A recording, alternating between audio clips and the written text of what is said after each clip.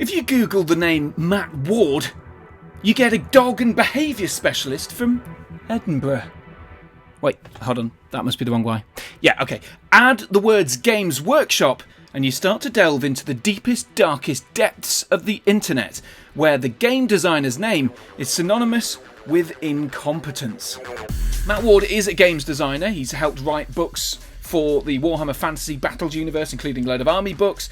He's also written for 40k, a load of codices and rule books, and is also responsible for huge swathes of the work on the Middle-earth strategy battle game, or formerly the Lord of the Rings strategy battle game. But people on the internet seem to hate him. I wanted to find out why. He rarely sits down for interviews, and if he does, it's to do with his current job as a fantasy and sci-fi author. But I wanted to ask him about his time at Games Workshop, doing those books and writing those rules that have come under some fire over the years. And I wanted to find out how much of it's true. Allegedly, he's had death threats. He's also been apparently responsible for Games Workshop removing writers' names from the books themselves, just to protect him and, allegedly, his family from threats to his life. Well, I wanted to ask how much of this is true. So we sat down for a feature-length interview, and the full interview is available just up here in the link and, of course, down in the description below. But hey, here's a small chunk of some of that more controversial stuff that I'm sure you're eager to listen to. Oh, apparently I wrote that thing. Or that was my idea. And you go, well, no, it wasn't. There were some elements where settings were going through some changes at the time and trying to bring focus on different things back to the fore. And those happened to be the books that I was working on. The joy of it is you don't have to interact with it unless you are presented with it. And the truth is that most people are absolutely lovely, as we talked about before. Actually, people can get passionate about stuff, but that's where it stops. And I've never had sort of direct contact, I think, with anyone who's been as unhappy as you've been saying. I've had messages over the years, not for some time now. What sort of things were people saying then? Oh, the details. I can't even remember. This is the thing. It's because I don't try to carry it with me. Well, you wouldn't. Who would want to remember the negative things people said? I'm just what I'm trying to get at is how horrible were people? Because it must be really hard to receive horrible I mean, it just generally is. I mean, I get people commenting on my videos sometimes saying you're a complete moron. But if it's on a scale where your name sometimes appears and people go, oh, he's an idiot, he ruined fantasy or whatever. Oh, I think there are definitely two versions of me exist now. There's the one, and there's the version of me that is the one that actually worked on things and did maybe some of the things that they're talking about, almost never for reasons that they talk about.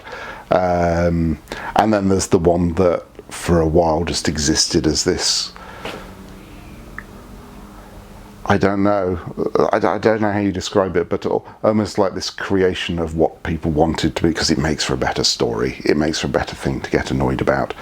Because I still have, because I will honestly say I still have conversations to this day where someone will say, oh yeah, I saw all of this going around, and I actually got caught up in it, but now I realise that that was just ridiculous, and how untrue it is, and other bits and pieces. How did all of that make you feel at the time?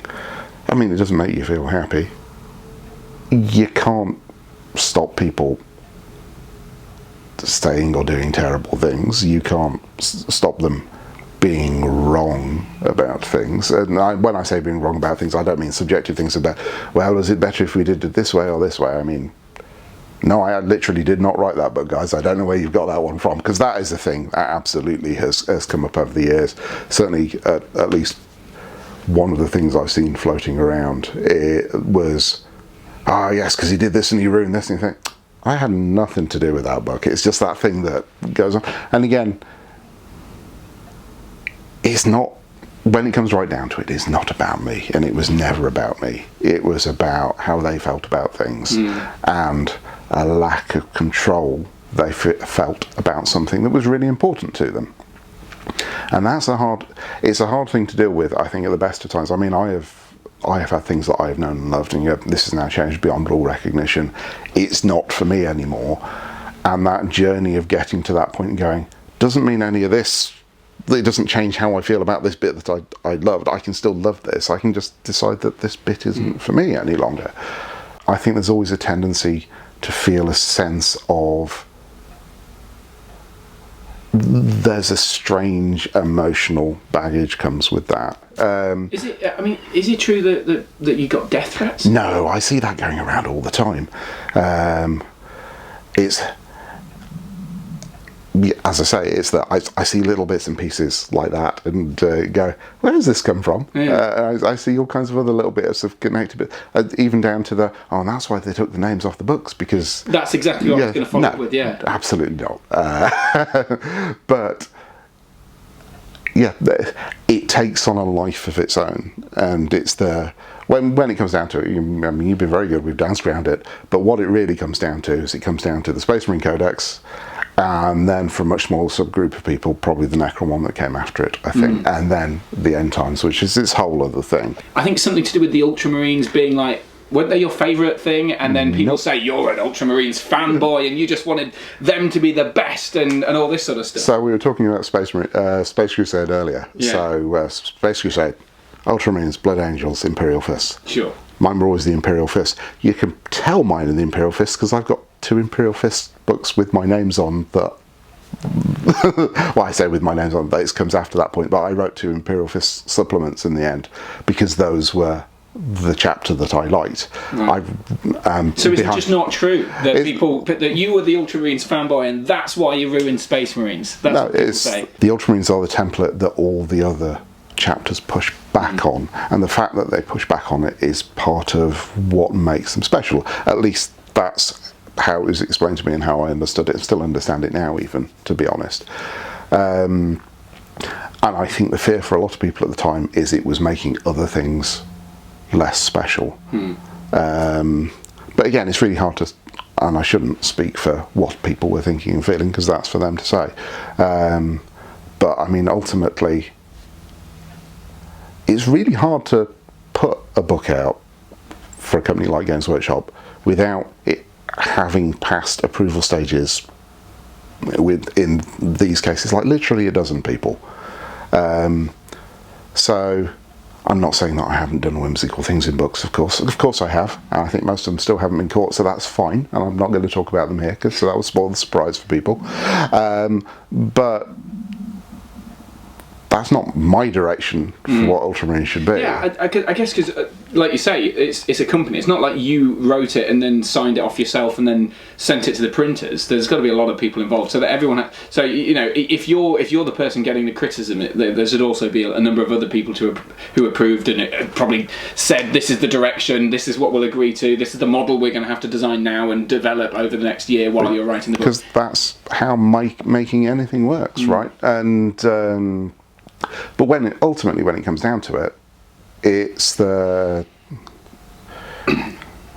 it really comes down to it, it's a subjective thing, and people set the direction of the intellectual property. Ultimately, every word that is written in any of these things over the years is there to enhance and support the toy soldiers that people love to collect, paint and play games with. Ultimately, that's what Games Workshop wanted to do with its property. Yeah. So that's what happens. There you go, Matt Ward, one of the most hated and controversial games designers in Games Workshop's history. If you want to see the full interview, it's available in the link above and in the description down below. We talk about End Times, we talk more about Space Marines, we talk a lot about Lord of the Rings, and we also talk about the Necron stuff as well, and a little bit more about his current job as a author in the fantasy and sci-fi world. I hope you enjoyed this interview. There are more on my channel. Rick Priestley, Alessio Cavatori, the Perry twins, all icons of Games Workshop's history. I've interviewed them all, so please do go ahead and check those out, and if you really like it, do hit the subscribe, the like, and maybe consider joining and becoming a patron. Thanks very much for watching. Boom.